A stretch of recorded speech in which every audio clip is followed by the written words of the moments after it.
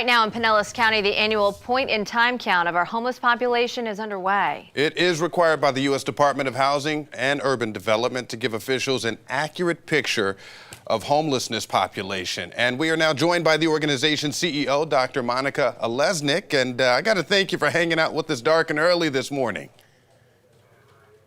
Oh, it's my pleasure. We thank all of our media partners for helping us share the story of what's going on in Pinellas County with our homeless population. Absolutely. I know there are multiple forms of homelessness. Can you break down the counts and what comes out of it? Absolutely. So as you mentioned, HUD does require us to do this count on a biannual basis. However, in Pinellas County, we believe in making decisions based on data. So we conduct this study on an annual basis.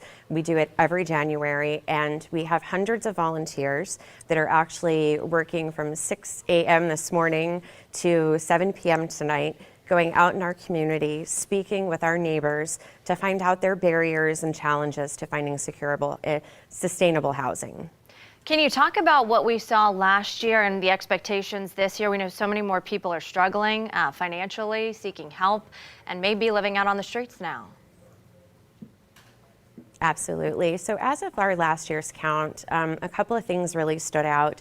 We had over 4,000 children with housing insecurities in Pinellas County, as reported through our count and through analysis with school data.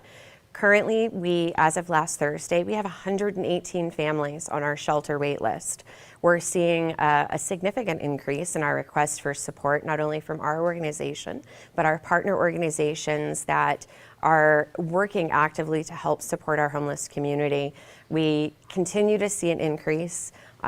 We are the second highest rate of veterans with homelessness within the country right now, and we will continue to ensure that all of those who are wanting to be counted today are included in our count, because this does enable us as a community to bring forth more funding, which is desperately needed to support the members of our community who are unsheltered and facing housing scarcity.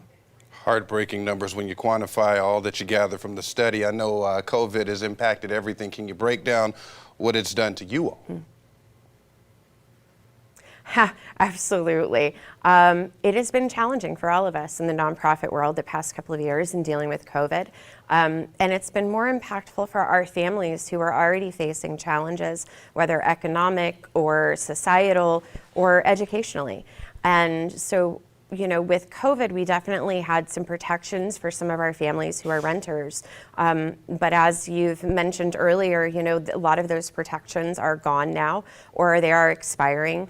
I know recently, as of, I think it was yesterday, the president unveiled a new plan to help protect renters in our country. I'm very interested to see how we can work to implement that in Pinellas County as we find out more information on this plan.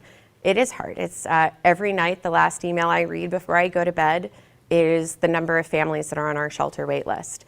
And it's hard, but it's what drives us all in our community, and all of our hundreds of volunteers today who are out there trying to capture those numbers, capture the data, so we can demonstrate to HUD the true picture and the true face of homelessness in Pinellas County. You guys are doing, Dr. Lesnick, thanks for waking up with us this morning, and thanks for all that you guys are doing.